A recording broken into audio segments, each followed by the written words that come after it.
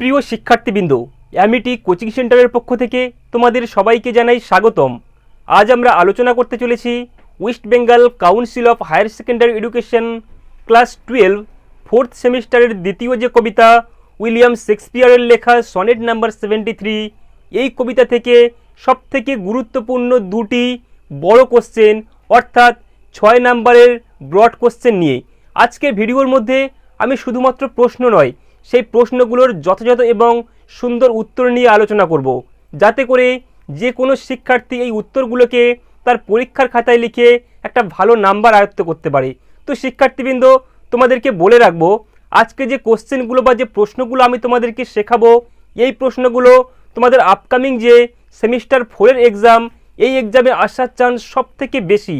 এবং যদি এই প্রশ্নগুলো নাও আসে, তাহলে অবশ্যই তুমি এই প্রশ্নগুলোর উত্তরকে কাজে লাগিয়ে যে কোনো প্রশ্নের উত্তর তৈরি করতে পারবে। তাই অবশ্যই প্রশ্নগুলো তোমাদের জন্য সব থেকে বেশি গুরুত্বপূর্ণ।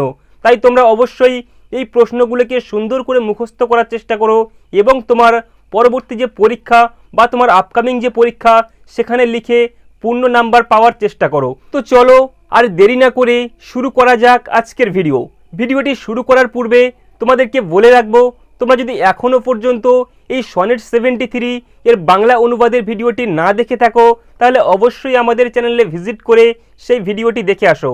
ওই ভিডিওটি দেখার পরে যদি তুমি এই প্রশ্নগুলোকে দেখো, তাহলে অবশ্যই এই প্রশ্নগুলো তোমার কাছে অনেক গুণ সহজ বা ইজি মনে হবে। এবং সেই সঙ্গে তোমাদের বলে রাখবো, তোমরা যারা এখনও পর্যন্ত আমাদের চ্যানেলে নতুন হয়ে আছো, অবশ্যই তোমরা সাবস্ক্রাইব বাটনে ক্লিক করে পাশে থাকা বেল আইকনটি প্রেস করো, যাতে করে আমাদের চ্যানেলের সমস্ত এডুকেশনাল ভিডিওগুলো সবার আগে পৌঁছে যায় তোমার ফোনে। তো চলো শুরু করা যাক আজকের ভিডিও। তো ভিডিওর প্রথমে আমরা যে প্রশ্নটাকে রেখেছি সেটা হচ্ছে, how does Shakespeare present the idea of ageing and approaching death in sonnet 73? তো এখানে কি বলছে, এই প্রশ্নের মানে বুঝতে গেলে তোমাদের অবশ্যই দুটো ওয়ার্ডের মিনিং বুঝতে হবে। কোন দুটো ওয়ার্ড? একটা হচ্ছে এজিং এবং সেই সঙ্গে দ্বিতীয় যে ওয়ার্ড সেটা হচ্ছে অ্যাপ্রোচিং ডেথ। এই দুটো ওয়ার্ডের মানে জানলেই তোমরা এই প্রশ্নটাকে ক্লিয়ারলি বুঝতে পারবে। তো তোমাদের বলে রাখি, এজিং কথার অর্থ হচ্ছে বার্ধক্য এবং সেই সঙ্গে অ্যাপ্রোচিং ডেথ এই কথার অর্থ হচ্ছে মৃত্যুর আগমন। তাহলে প্রশ্নের মধ্যে কি বলা হচ্ছে যে হাউ ডাজ শেক্সপিয়ার প্রেজেন্ট, মানে শেক্সপিয়ার কেমন করে প্রেজেন্ট করেছেন বা উপস্থাপন করেছেন কোন জিনিসটাকে, বলছে দ্য আইডিয়া অফ এজিং, মানে এই যে বার্ধক্যের যে আইডিয়া বা বার্ধক্যের যে ধারণাকে, এবং সেই সঙ্গে কি বলছে অ্যান্ড অ্যাপ্রোচিং ডেথ এবং মৃত্যুর আগমনকে ইন সনেট 73। অর্থাৎ সনেট 73-র মধ্যে উইলিয়াম শেক্সপিয়ার কেমন করে এই বার্ধক্য এবং মৃত্যুর আগমনের কথাকে বর্ণনা করেছে তা আলোচনা করো। তোমাদের আপকামিং পরীক্ষার জন্য সব থেকে গুরুত্বপূর্ণ প্রশ্ন। চলো দেখে নেই এই প্রশ্নের উত্তর তোমরা কেমন করে তৈরি করবে। তো আমি একদম তোমাদের জন্য একেবারে সহজ এবং একদম প্রাণবন্ত ভাষায় নিজের মতো করে অ্যান্সারটা লিখে রেখেছি, যাতে করে যে কোনো সাধারণ শিক্ষার্থী যে ইংরেজি ভালো করে পড়তেও পারে না, সেও যেন মুখস্থ করে তার পরীক্ষায় লিখতে পারে। তো চলো দেখে নেই উত্তরে কি বলা হচ্ছে। প্রথমেই বলছে ইন সনেট 73, অর্থাৎ সনেট নাম্বার 73-তে বা উইলিয়াম শেক্সপিয়ারের লেখা সনেট 73 কি হচ্ছে, বলছে শেক্সপিয়ার ডিসক্রাইবস, শেক্সপিয়ার বর্ণনা করেছেন। কি বর্ণনা করেছেন? বলছেন এজিং, মানে এই এজিংকে অর্থাৎ এই বার্ধক্যকে কেমন করে, বলছে থ্রু 3 সিম্পল ইমেজ। থ্রু মানে মধ্য দিয়ে, কার মধ্য দিয়ে, বলছে 3 সিম্পল ইমেজ। 3 মানে হচ্ছে তিনটা সিম্পল ইমেজ, অর্থাৎ কি তিনটা সাধারণ ছবির মধ্যে দিয়ে উইলিয়াম শেক্সপিয়ার এই সনেট নাম্বার 73-তে এই বার্ধক্য ব্যাপারটাকে তিনি বুঝিয়েছেন বা ডিসক্রাইব করেছেন। কোন সেই তিনটা ছবি? প্রথমেই বলা হচ্ছে অটম, অটম কথার অর্থ হচ্ছে শরৎকাল। সেই সঙ্গে কমা দিয়ে কি বলা হচ্ছে, বলছে টুইলাইট, টুইলাইট মানে ঘরের কোনো আলো নয়। এখানে টুইলাইট মানে কি, দিনের শেষ যে আলো, অর্থাৎ সূর্য অস্তের সময় যে আলো হয়, যাকে আমরা সানসেট বলে জানি, এই সানসেটের সময়ের যে আলো, সেই আলোকে এখানে ইন্ডিকেট করা হচ্ছে। তাহলে প্রথমে বলছে কি অটমকে দিয়ে, অর্থাৎ শরৎকালকে দিয়ে, সেই সঙ্গে কি বলছে না টুইলাইট অর্থাৎ দিনের যে শেষ অংশের আলো সেটাকে দিয়ে, এবং সেই সঙ্গে আরও একটা কথা বলছে কি, বলছে ডাইং ফায়ার, এবং সেই সঙ্গে কি নিভে আসা আগুন, মানে এমন একটা আগুন যে আগুনটা নিভে আসছে সেই আগুনকে দিয়ে। অর্থাৎ উইলিয়াম শেক্সপিয়ার এই সনেট নাম্বার 73 এই কবিতার মধ্যে বা তার সনেটের মধ্যে বার্ধক্য ব্যাপারটাকে তিনটা ছবির মধ্যে দিয়ে বর্ণনা করেছেন। সেই তিনটা ছবি কি কি? একটা হচ্ছে শরৎকাল, দ্বিতীয় হচ্ছে দিনের শেষ অংশের যে আলো বা দিনের শেষের যে আলো, এবং সেই সঙ্গে কি যে না বলছে এখানে ডাইং ফায়ার, মানে এখানে কি নিভে আসা যে আগুন, এই তিনটা জিনিসের মাধ্যমেই বার্ধক্য জিনিসটাকে বর্ণনা করেছে। তো চলো এরপরে দেখে নেই দ্বিতীয় লাইনে কি বলা হচ্ছে। কি বলছে এখানে, বলছে দিস ইমেজ, মানে এই ইমেজগুলো বা এই ছবিগুলো বলছে এগুলো কি করে, শো দ্যাট, এগুলো দেখায় যে কি দেখায়, বলছে the speaker is now in the last stage of his life. তো এখানে খুব সুন্দর বা সব থেকে গুরুত্বপূর্ণ কথা বলা হচ্ছে কি, বলছে দিস ইমেজ, মানে এই চিত্রগুলো, শো দ্যাট, এগুলো বর্ণনা করে বা এগুলো দেখায় দ্য স্পিকার, মানে এই যে বক্তা বা আমাদের William Shakespeare, is now in the last stage of his life, তিনি তার জীবনের একেবারে শেষ স্টেজে, অর্থাৎ তার জীবনের একেবারে শেষ ধাপে তিনি আছেন। তো সেই সঙ্গে পরের লাইনে কি বলা হচ্ছে, বলছে দ্য ইয়েলো, বলছে কি the yellow leaves, yellow leaves মানে কি হলুদ পাতা, বলছে হলুদ পাতা, আর কি বলছে and bare ruined choirs, bare ruined choirs মানে কি, মানে হচ্ছে ওই যে গাছের যে ডাল, তো ওই যে শুকনো যে ডাল, গাছের সেই শুকনো ডাল আর সেই সঙ্গে শুকনো পাতা, সেগুলো কি হচ্ছে, বলছে সাজেস্ট দ্যাট, এগুলো প্রস্তাব দিচ্ছে বা এগুলো বর্ণনা করছে। অর্থাৎ উইলিয়াম শেক্সপিয়ার আলোচ্য কবিতার মধ্যে তিনি এই যে হলুদ পাতা এবং গাছের শুকনো ডালের কথাকে বর্ণনা করেছেন, এবং এইগুলোর মাধ্যমে তিনি বলছে কি সাজেস্ট দ্যাট, এগুলো বর্ণনা করে his youth has faded, his youth মানে তার যে ইউথরা, মানে তার যৌবন, অর্থাৎ তার যে তারুণ্যকাল বা তার যে যৌবনকাল, সেটা কি হয়েছে, বলছে না হ্যাজ ফডেড, ফেডেড মানে কি, ফেড মানে হচ্ছে ম্লান হয়ে যাওয়া, মানে তার যৌবন ম্লান হয়ে গেছে।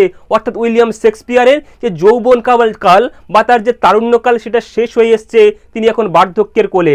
অর্থাৎ এই কবিতার মধ্যে আলোচিত দুইটা ওয়ার্ড ইয়েলো লিভস এবং সেই সঙ্গে বেয়ার রুইন যে চয়ার্স, এই দুটো লাইনের মাধ্যমে বা এই দুটো ফ্রেজের মাধ্যমে উইলিয়াম শেক্সপিয়ার তার জীবনের যে শেষ অংশে তিনি উপনীত হয়েছেন সেই কথাকে বর্ণনা করার চেষ্টা করেছেন। এরপরে তিনি কি বলছেন, বলছে কি just like the end of the year, just like the end of the year মানে কি, ঠিক একেবারে বছরের শেষের মতো। আমরা জানি বছরের শুরু হয় জানুয়ারি মাস দিয়ে, শেষ হয় ডিসেম্বর মাস দিয়ে, অর্থাৎ আমাদের সামনে যখন ডিসেম্বর মাস চলে আসে আমরা তখন বুঝতে পারি যে এই বছরটা আমাদের কাছে আর খুব বেশি দিনের জন্য নয়। তো এখানে উইলিয়াম শেক্সপিয়ারের এই লাইনের মধ্যে আমি খুব সুন্দর করে তোমাদের লাইনটাকে অ্যাড করে দিয়েছি। কি বলছে, just like the end of the year, বছরের একেবারে শেষ সময়ের মতো কি হয়, বলছে হিজ বডি, তার এই শরীর has become weak and empty, তার শরীরটা কেমন হচ্ছে, বলছে বিকাম উইক, এটা দুর্বল হয়ে গেছে, অ্যান্ড এমটি মানে ফাঁকা হয়ে গেছে। যেমন বছরের যখন শেষ হয়ে আসে না, তখন মনে হয় আর বেশি মাস বাকি নেই, মানে বছরটাকে কেমন ফাঁকা ফাঁকা বা খালি খালি মনে হয়। তো ঠিক এই রকম করে মানে একটা বছরের শেষ সময়ের মতো করে উইলিয়াম শেক্সপিয়ারের যখন তারুণ্যকাল বা তার যখন যৌবনকাল শেষ হয়ে গেছে, তখন উইলিয়াম শেক্সপিয়ারের নিজের মনে হচ্ছে যে তিনি আর বেশি দিন বাঁচবে না, অর্থাৎ তিনি দুর্বল হয়ে গেছেন এবং সেই সঙ্গে তার নিজের মধ্যে একটা ফাঁকা ফাঁকা ভাব বিরাজ করছে। তো চলো দেখে নেই এরপর পরের লাইনে কি বলা হচ্ছে। তো এরপর আমরা প্যারা চেঞ্জ করে কিছু লাইন লিখেছি। তো কি লেখা হয়েছে এখানে, বলছে the poet also compare himself, the poet আমাদের এই কবি William Shakespeare also compare himself, তিনি নিজেকে বর্ণনা করেছেন বা তিনি নিজেকে তুলনা করেছেন, হিমসেলফ নিজেকে, টু দ্য ফেডেড লাইট, কার সঙ্গে বলছে ফেডিং লাইট, মানে একটা ম্লান আলোর সঙ্গে, মানে উইলিয়াম শেক্সপিয়ার নিজেকে একটা ম্লান আলোর সঙ্গে তুলনা করছে, সেই আলো যে আলোটা নিভে যাওয়ার মতো হয়ে গেছে। অর্থাৎ নিভে যাওয়া আলোকে দেখলে আমরা বুঝতে পারি এই আলোটা যেমন আর বেশিক্ষণ জ্বলবে না। উইলিয়াম শেক্সপিয়ার নিজেকে নিভে আসা আলোর সঙ্গে তুলনা করে তিনি বোঝাতে চাইছেন যে আমার এই যে জীবনের যে বাতি বা আমার জীবনের প্রদীপ, এটাও আর বেশি দিন নেই, এটাও খুব তাড়াতাড়ি নিভে যাবে, আর আমিও একদিন চিরতরের জন্য এই সুন্দর পৃথিবী থেকে বিদায় নেব। তো এখানে কি বলছে যে also compare himself to the fading light off sunset, কোন লাইট, বলছে অফ সানসেট, সূর্যাস্তের লাইট, মানে সূর্যাস্তের সঙ্গে কেন তুলনা করা হচ্ছে, আমরা জানি সকাল হলে তো সূর্য ওঠে, পৃথিবীর কোথায় কি হলো সূর্য যেমন দেখে না, ঠিক তেমন সন্ধ্যা হলেই সেই সূর্য পশ্চিম আকাশে অস্ত যায়, পৃথিবীর কারো কথা সে শোনে না, কোনো মানুষ, কোনো রাজা, কোনো বাদশার কথা সূর্য কোনো দিনের জন্য শোনেনি আর কোনো দিন শুনবেও না। তো এখানে কি বলা হচ্ছে যে ওই যে সূর্যের যে আলো বা সানসেট টাইমে সূর্যাস্তের যে সময়ে কারোর কথা না শুনে সূর্য যেমন পশ্চিম আকাশে অস্ত যায়, ঠিক তেমন উইলিয়াম শেক্সপিয়ারকে পৃথিবীর কেউ তাকে রোধ করতে পারবে না, পৃথিবীর কেউ তাকে ধরে রাখতে পারবে না। তিনি যে এজিং হয়েছে বা তার মৃত্যুর যে আগমন চলে এসছে, এই মৃত্যুর আগমনের জন্য উইলিয়াম শেক্সপিয়ার খুব তাড়াতাড়ি এই পৃথিবী থেকে চিরদিনের জন্য ন্যাচারাল সিস্টেমে বা প্রাকৃতিকভাবে, প্রাকৃতিক যে ডাক, এই প্রকৃতির ডাকের সাড়া দিয়ে তিনিও একদিন চলে যাবে। আর কি বলছে, বলছে and fire turning to ashes, আর কিসের মতো, বলছে ফায়ার টার্নিং টু অ্যাশেস মানে ছাই হয়ে যাওয়া আগুনের আগুনের মতো, মানে একটা আগুন তাতে যখন কোনো জিনিস দিয়ে জ্বালানো হয় ওই জ্বালানো জিনিসটা যেমন ছাই হয়ে যায়, আমাদের কবি উইলিয়াম শেক্সপিয়ার নিজেকে ঠিক সেই ছাইয়ের সঙ্গে তুলনা করছে। বলছে কি যে আমার জীবনের আগুন তো নিভে এসছে, যেটা বাকি আছে সেটা হচ্ছে ছাই, মানে আমার জীবনে এবার ছাই হবে, অর্থাৎ আমার জীবনটা পুরো শেষ হয়ে যাবে, আমি ওই পৃথিবী থেকে ম্লান হয়ে যাব, আমার জীবনের যে বাতি সেই বাতিটাও নিভে যাবে। তো চলো দেখে নেই এর পরবর্তী লাইনে কি বলা হচ্ছে। কি বলছে এখানে, বলছে দিস পিকচার্স, মানে এই সমস্ত ছবিগুলো শো, এগুলো দেখায় দ্যাট যে এই সমস্ত ছবি যেগুলো এখানে বর্ণনা করা হয়েছে, সমস্ত ছবি বর্ণনা করে, কি বর্ণনা করে, বলছে that death is very near, that death মানে মৃত্যু, ইজ ভেরি নিয়ার, মৃত্যু হলো খুব কাছে। এই সমস্ত ছবির মাধ্যমে উইলিয়াম শেক্সপিয়ার শুধু একটা কথাকেই বারবার বোঝাতে চেয়েছে, সেটা হচ্ছে কি যে মৃত্যু হলো আমাদের খুব কাছে। আর তিনি সেই সঙ্গে কি বলছে, বলছে বাই শোয়িং দিস ইমেজ, এই সমস্ত ইমেজগুলোকে বা এই চিত্রগুলোকে দেখানোর মাধ্যমে শেক্সপিয়ার টিচেস, শেক্সপিয়ার শিখিয়েছেন, কাদেরকে শিখিয়েছেন, সকলকে, দ্যাট যে লাইফ ইজ শর্ট, মানে আমাদের জীবনটা হলো খুব ছোট্ট। আমরা যে জীবনটাকে বিশাল মনে করি, ওই যে রাজপ্রাসাদ বানাই, কেউ নিজের মতো করে জীবনটাকে সাজিয়ে তুলি, তো শেক্সপিয়ার এখানে এতগুলো ছবির মাধ্যমে তিনি বলতে চাইছে আমি তো উইলিয়াম শেক্সপিয়ার, আমি হাজার হাজার কবিতা লিখেছি, আমি পৃথিবীর কোনো মানুষের কথা শুনি না, আমি পৃথিবীতে একসময় রাজত্ব করেছি, কিন্তু আমি শেক্সপিয়ার, আমি পৃথিবীর মধ্যে থাকতে পারলাম না, তোমরা কিভাবে থাকবে। তাই এখানে কি বলছে যে শেক্সপিয়ার টিচার, শেক্সপিয়ার শিখিয়েছেন দ্যাট যে লাইফ ইজ টু শর্ট, জীবন হলো অনেক ছোট, আমাদের এই জীবনটা একেবারে ছোট্ট। আর কি বলছে, বলছে অ্যান্ড এভরিওয়ান, এবং প্রত্যেককেই মাস্ট একসেপ্ট, আমাদেরকে একসেপ্ট করতে হবে বা গ্রহণ করতে হবে কোন জিনিসটাকে, বলছে দ্য প্রসেস অফ এজিং, এই বার্ধক্যের ব্যাপারটা। তো এই যে ছোট্ট লাইন, এই সামান্য কটা লাইনের মাধ্যমে আলোচ্য কবিতার পুরো রসকে আমরা নিংড়ে তুলে নিয়েছি। অর্থাৎ এই লাইন কটা পড়লেই তোমরা বুঝতে পারবে যে আলোচ্য কবিতার কোনো কিছুই এখানে বাকি নেই। শুধুমাত্র এই প্রশ্নের অ্যান্সার নয়, এই লাইন কটার মাধ্যমে আমরা সম্পূর্ণ কবিতার একদিকে যেমন বিষয়বস্তুকে আলোচনা করেছি, কবিতার থিমকে আলোচনা করেছি, কবিতার প্লটকে, কবিতার সামারি থেকে শুরু করে টোটাল যাবতীয় জিনিস সবটা প্রায় এর মধ্যে আছে। অর্থাৎ তোমার পরীক্ষায় যাই কোশ্চেন আসুক, তুমি যদি মনে করো এই লাইনগুলোকে কাজে লাগাবে, অবশ্যই তুমি নির্দ্বিধায় কাজে লাগিয়ে এগুলো তোমার পরীক্ষায় তুমি সাজেশন বা নোটস তৈরি করতে পারো কোনো সমস্যা ছাড়াই। তো চলো এবার আমরা দেখে নেই কোশ্চেন নাম্বার 2। তো দ্বিতীয় প্রশ্নে কি বলা হচ্ছে, বলছে why does the speaker say that his beloved's love become stronger in sonnet 73। তো এখানে কি বলতে চাইছেন, বলছে why does the speaker say, মানে স্পিকার বা বক্তা কেন বলেছেন, কি বলেছেন, বলছে দ্যাট যে হিজ বিলাভডস লাভ, বিলাভডস লাভ মানে তার প্রিয়জনের ভালোবাসা, যেটা কি হয়েছে, বলছে বিকামস স্ট্রঙ্গার, এটা আরো শক্তিশালী হয়ে উঠেছে ইন সনেট 73, মানে সনেট 73-তে। অর্থাৎ সনেট নাম্বার 73-তে উইলিয়াম শেক্সপিয়ার কেন এই কথা বলেছেন যে তার প্রিয়জনের যে ভালোবাসা সেটা আরো বেশি শক্তিশালী হয়ে উঠেছে। তো চলো অ্যান্সারে দেখি নেই এখানে কি বলা হচ্ছে। বলছে কি the speaker feels, the speaker মানে বক্তা, ফিলস অনুভব করেছেন, অর্থাৎ বক্তা বা উইলিয়াম শেক্সপিয়ার অনুভব করেছেন দ্যাট যে, কি অনুভব করেছেন, বলছে হি ইজ গ্রোয়িং ওল্ড, তিনি অনেক বেশি বৃদ্ধ হয়ে গেছেন। মানে আলোচ্য কবিতার মধ্যে উইলিয়াম শেক্সপিয়ার তিনি অনুভব করছেন তিনি অনেক বেশি বৃদ্ধ হয়ে গেছেন।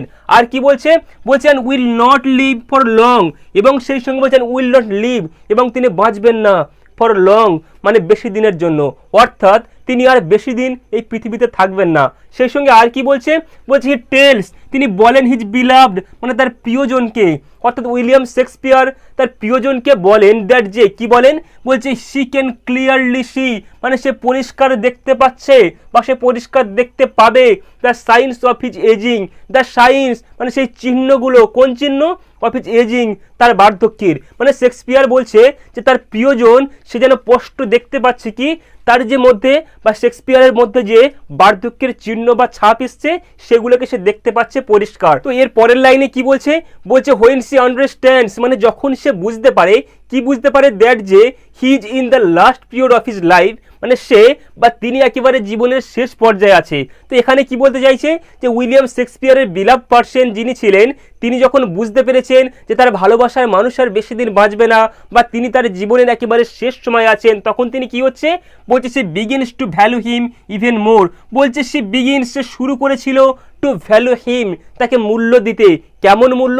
বলছে ইভেন মোর, এমনকি আরও বেশি। তো যখন সে জানতে পারে তার প্রিয়জন আর বেশি দিন এই পৃথিবীর মধ্যে থাকছে না, তখন সে কি করলো? তার প্রিয়জনকে মূল্য দিতে শুরু করলো। এবং এই মূল্য দেওয়াটা কেমন ছিল?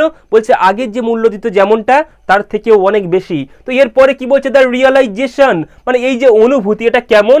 বলছে মেক্স হার লাভ ডিপার, মেক্স হার লাভ মানে তার ভালোবাসাকে ডিপার, মানে আরো বেশি বাড়িয়ে তুলেছে। মানে এতদিন যখন উইলিয়াম শেক্সপিয়ার বেঁচে ছিল, তার প্রিয়জনের ভালোবাসা এতটা গাঢ় বা এতটা সুন্দর ছিল না, যতটা সুন্দর যখন সে জানতে পারে যে তার যে বিলাভ যে পার্সন আছে বা তার যে প্রিয়জন যিনি আছেন তিনি বেশি দিন পৃথিবীতে থাকবে না।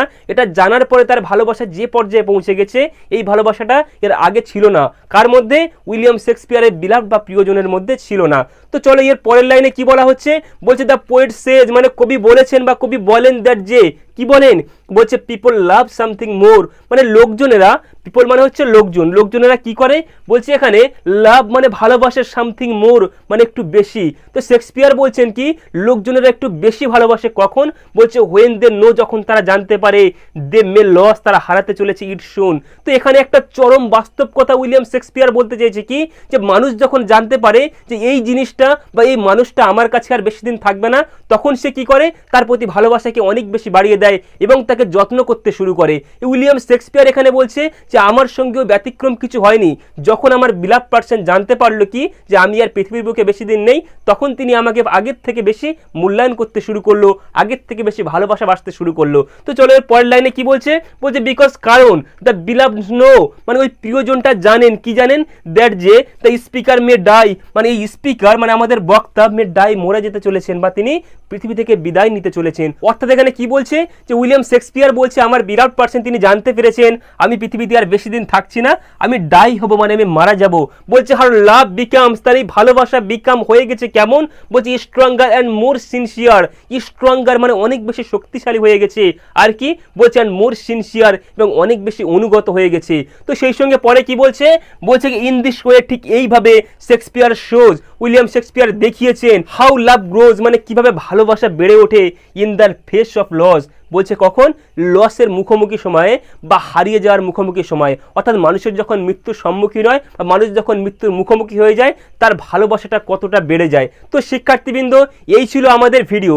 দেখো আমি এই কোশ্চেনটাও বা এই অ্যান্সারটাও একেবারে সহজ করে ছোট্ট করে দিয়েছি, যাতে করে যে কোনো শিক্ষার্থী বা যে কোনো স্টুডেন্ট সহজ করে মুখস্থ করতে পারে। তো তোমরা অবশ্যই, তোমাদেরকে উপদেশ দিয়ে রাখবো, দুটো কোশ্চেনের অ্যান্সার পরীক্ষা দিতে যাওয়ার আগে অবশ্যই মুখস্থ করে তারপরে যেও, কারণ এই কোশ্চেনগুলো থাকলে তোমাকে পরীক্ষার জন্য কোনো কিছু চিন্তা করা লাগবে না। তোমাদের পরীক্ষায় যাই প্রশ্ন আসুক, তুমি এগুলোকে কাজে লাগিয়ে অবশ্যই তুমি কিছু না কিছু লিখে তারপরেই আসতে পারবে।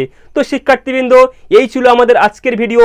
ভিডিওটি ভালো লেগে থাকলে অবশ্যই একটি লাইক করো এবং সেই সঙ্গে তোমার বন্ধুদের সঙ্গে শেয়ার করে দিও, যাতে করে তারাও তোমার মতো উপকৃত হয়। এবং সেই সঙ্গে তোমাদের বলবো, যদি এখনও চ্যানেলটিকে সাবস্ক্রাইব না করে থাকো, তাহলে সাবস্ক্রাইবটা করে যেও, কারণ আমাদের চ্যানেল প্রতিদিনই সমস্ত রকমের এডুকেশনাল ভিডিও এবং সেই সঙ্গে 11, 12 এমনকি 9, 10 সহ সমস্ত ক্লাসের যে ইম্পর্টেন্ট নোটস নিয়ে আলোচনা করে। তো যদি এই ভিডিওগুলো তোমাদের প্রয়োজন থাকে, অবশ্যই সাবস্ক্রাইব করে পাশে থাকা বেল আইকনটি প্রেস করো। তো দেখা হচ্ছে পরবর্তী কোনো ভিডিওতে। ভালো থেকো সবাই, এবং ভিডিওটি শেষ পর্যন্ত দেখার জন্য অ্যামিটি কোচিং সেন্টারের পক্ষ থেকে তোমাদের সবাইকে জানাই অনেক অনেক ধন্যবাদ।